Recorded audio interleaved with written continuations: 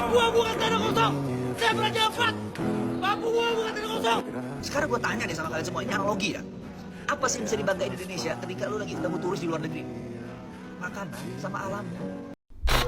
Banyak orang mungkin mengira perdamaian itu sekedar tidak adanya perang dan tidak adanya kekerasan.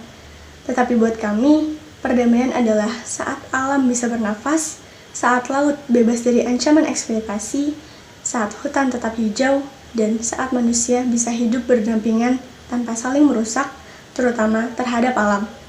Di ujung timur Indonesia, Raja Ampat adalah gambaran dari keharmonisan itu.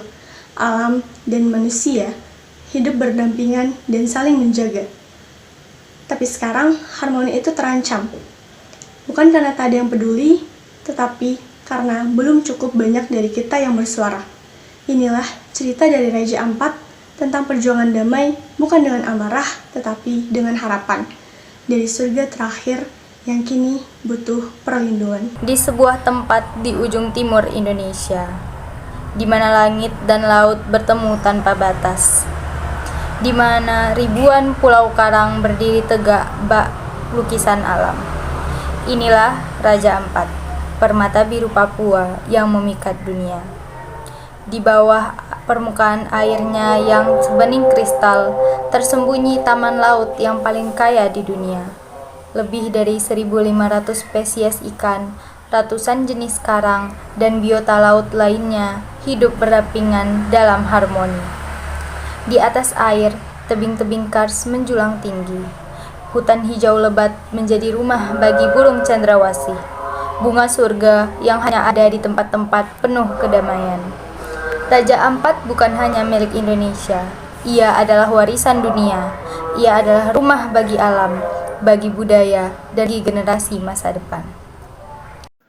Sungguh amat disayangkan keindahan-keindahan yang terasosiasikan secara naluriah terhadap kawasan Raja Ampat kini justru berada di ambang keancaman serius akibat aktivitas pertambangan yang mulai menjalar ke wilayah ini. Pertambangan nikel dan tambang logam lainnya mulai bermunculan dengan dalih mendukung kebutuhan global akan energi hijau, terutama untuk bahan baku baterai kendaraan listrik. Perusahaan-perusahaan tambang tersebut mengklaim bahwa nikel yang ditambang akan digunakan untuk memproduksi baterai ramah lingkungan. Namun, banyak pihak mempertanyakan apakah benar kegiatan pertambangan yang menghancurkan ekosistem alam yang rapuh ini bisa disebut sebagai bagian dari pembangunan berkelanjutan. Greenpeace dan berbagai organisasi lingkungan hidup lainnya, selayaknya WALHI salah satunya, menilai bahwa dalih tersebut hanyalah kedok dari kepentingan ekonomi yang mengorbankan alam dan kedamaian serta ketentraman holistik masyarakat lokal. Greenpeace pun menyoroti bahwa kerusakan alam baik dalam segi kehutanan maupun kelautan terpampang sangat jelas di salah satu pulau di Raja Ampat bernama Pulau Gak. Perusahaan tambang yang beroperasi di pulau tersebut tidak lain dan tidak bukan adalah PT Gak Nikel yang juga merupakan anak usaha dari perusahaan plat merah PT Antam Tbk. Salah satu sumber utama kontroversi terkait pertambangan di Raja Ampat adalah proses perizinan yang tidak transparan dan diduga kuat melibatkan praktik kolusi dan nepotisme.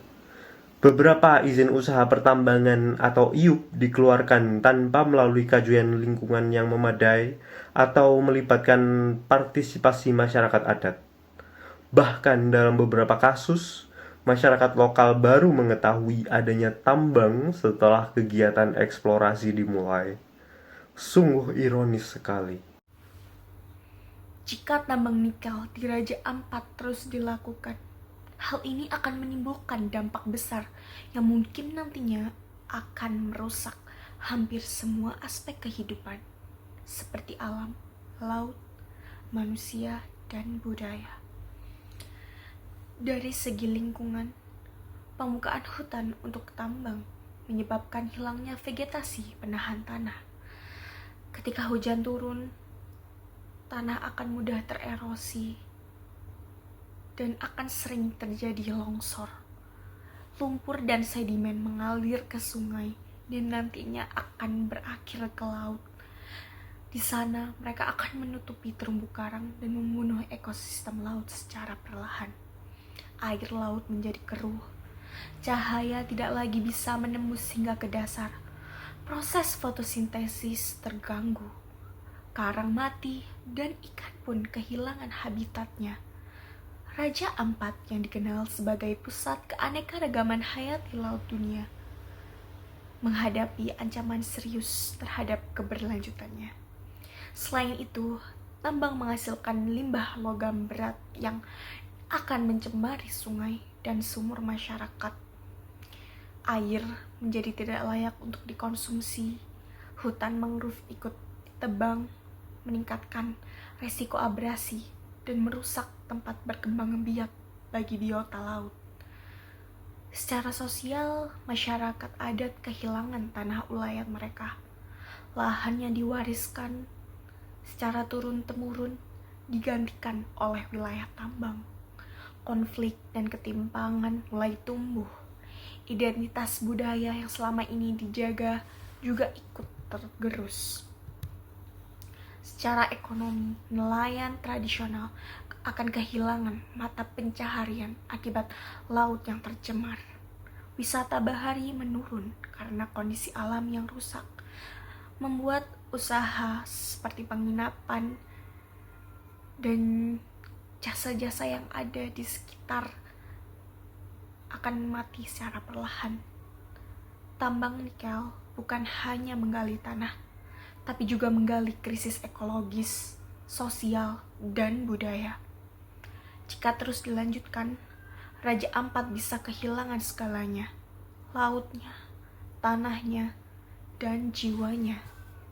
Maka tidak ada jalan lain bagi kita selain untuk melawan. Bukan dengan kepalan tangan atau selongsong senjata, namun dengan kesadaran, dengan pemikiran, dengan kata pusaka, dengan aksi-aksi publisitas di jalan ataupun dalam pamflet, melalui pengkajian dan pengajian, sehingga semua orang terbuka lebar matanya akan kehancuran yang menanti di hadapannya. Pengerusakan alam buana di darat dan di lautan jangan dikira sekadar eksploitasi. Ia adalah peperangan melawan manusia dan alam. Ia adalah peperangan melawan diri kita, melawan bagian dari diri kita yang telah menjadi sumber penghidupan dan kehidupan bagi kita selama ratusan milenia. Perampasan hak hidup dan segala yang hidup tidaklah menyisakan seorang pemenang pun kecuali bagi prahara dan kehancuran. Namun, aku katakan tidak ada kata terlambat. Tidak ada kata terlambat, saudaraku, bagi kita untuk mulai bergerak. Memang, esok adalah hari yang dipenuhi dengan pertanyaan dan misteri. Namun satu hal yang pasti, hari ini dan hanya hari inilah yang menjadi milik kita, now or never.